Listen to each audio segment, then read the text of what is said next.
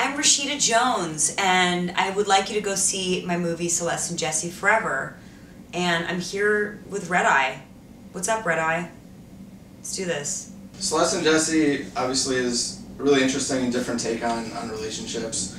There's the sense in the movie that, you know, that kind of went on too long, or there were things that maybe went unexamined for a while. What's something that you think couples don't discuss as much as they should?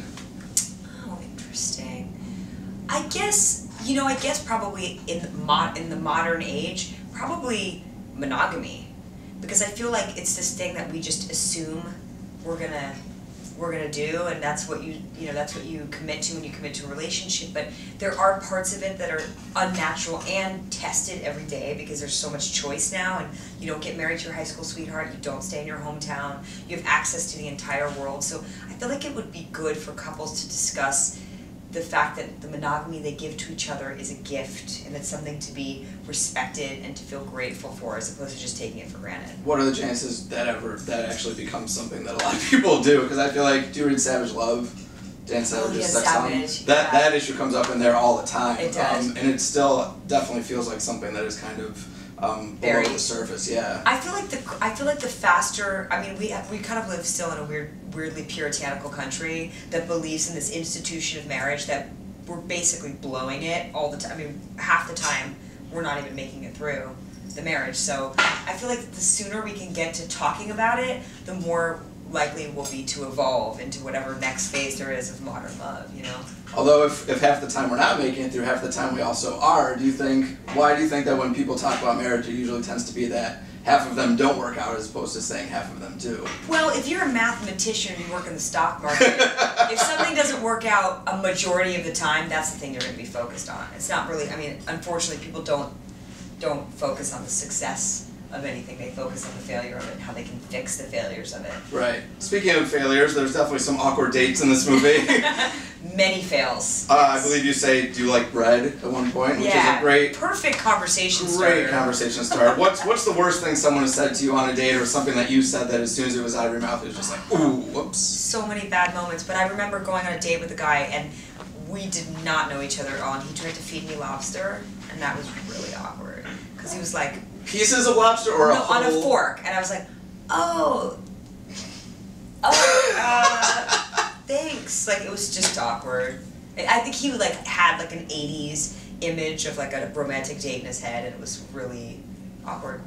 Was there a different dish that would have been more appropriate than lobster? No, don't try to feed me. I'm not your child. I'm not your kid. Now I'm having this like American Psycho. It wasn't that bad. Okay, you know? Something pretty uncomfortable happens as far as Celeste and her work with Emma Roberts' character. What's the biggest on-the-job snafu that you've ever had? I do it all the time. I send the wrong emails to the wrong person. Especially now, I don't know if you have a Mac. My wife does. Okay, well, they've changed the mail for this operating system, so they group all the emails together on one side. It's the worst. Sorry, I love you, Apple, but work that out. So if sometimes you reply to the wrong person, it's so easy to do, and I've done that recently, where I was complaining about somebody else work-wise, and I sent it to the person I was complaining about. And how did they respond?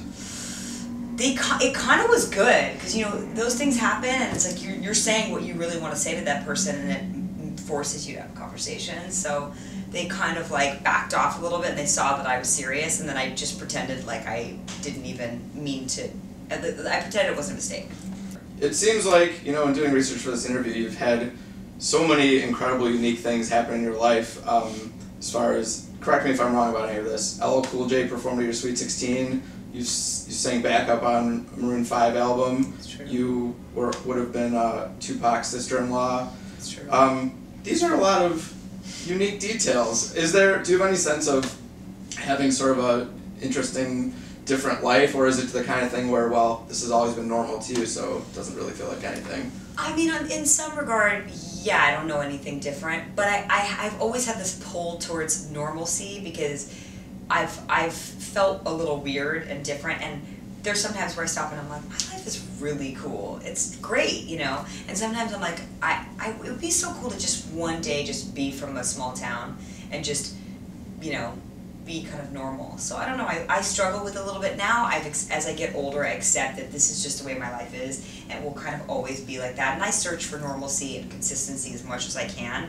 But I'm aware that it's different from other people's lives. I definitely am aware of that. What can you think of a time when you were a kid, maybe that felt like the first time when you looked around and you're like, I'm not like everybody else. I was just saying, we used to go to the mall with Michael Jackson when we were kids, and he'd be like, let's go buy toys, like us and his nieces and nephews and stuff. And I was always like a little bit uncomfortable with how famous he was. It was like embarrassing, so I would walk a little bit ahead of him because I didn't want anybody to think that maybe I knew somebody that famous. But I think I was. Why wouldn't you want? I don't know. It's embarrassing because everybody's looking. Everybody's like looking at you, and everybody's looking at him, and then indirectly at us. So I just felt a little bit like, don't look at me. But I think that was probably the first time I was like, oh yeah, my life is not like other people's lives. I'm at the mall with Michael Jackson. Do you remember something that he bought you? Cabbage Patch Kid. Yeah, that's all I wanted ever was Cabbage Patch Kids. How can we ever trust the Oscars again after Social Network and David Fincher lost to King's Speech and Tom Hooper? I don't know. I mean, I asked myself this question about the Emmys too, this year, and also last year when they didn't give Steve Carell the Emmy. I don't know how you can trust any award shows. Really. I used to love award shows, but yeah, it's hard to. I mean, that to me, King's Speech is a great movie. Social Network is a classic. I mean, it's one of the best films I think that's ever been made, and it was so relevant, and it felt like the fact that people didn't vote for it meant like, oh, we're just kind of missing the mark a little bit. I don't know. I mean, we're all gonna watch anyway, aren't we? The Oscars. I guess so. So what we're sitting here complaining, and it's futile. What would you say if Mark Zuckerberg walked in here right now? What up? I graduated Harvard. Haha. No, I don't know. He probably wouldn't like me very much, right? Because I was. Well, actually, I was part of the human portrayal of him. I would just say, "What's up? It's nice to meet you. You're cool." If you could hear one song for the rest of your life, "Call Me Maybe" or "What Makes You Beautiful," which would you choose and why? What makes you beautiful? That One Direction song. That's what makes you beautiful. Oh my God, that's so funny. I was just in Italy with a friend of mine, and we sang that the entire time. Really? Yeah, I love One Direction.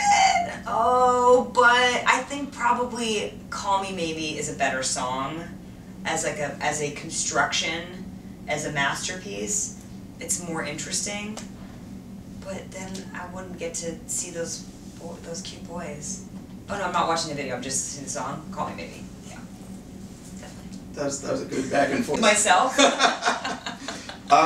If you could have a dinner party with any 3 people in the world, who would you want to have there? Alive? Or not? They've never met before. That's so tough. Bill Gates. Oh man, that's so tough. That I've never met before? Oh, really? Or whoever you want. I mean, I hate to stress you out. I'm so stressed out about it. I'm gonna go with Albert Einstein, Bill Gates, and maybe Dorothy Parker. That sounds like a good dinner party, right? And then if I let you have 5 more, then the One Direction guys can sit in. Oh, yes! That's a great idea.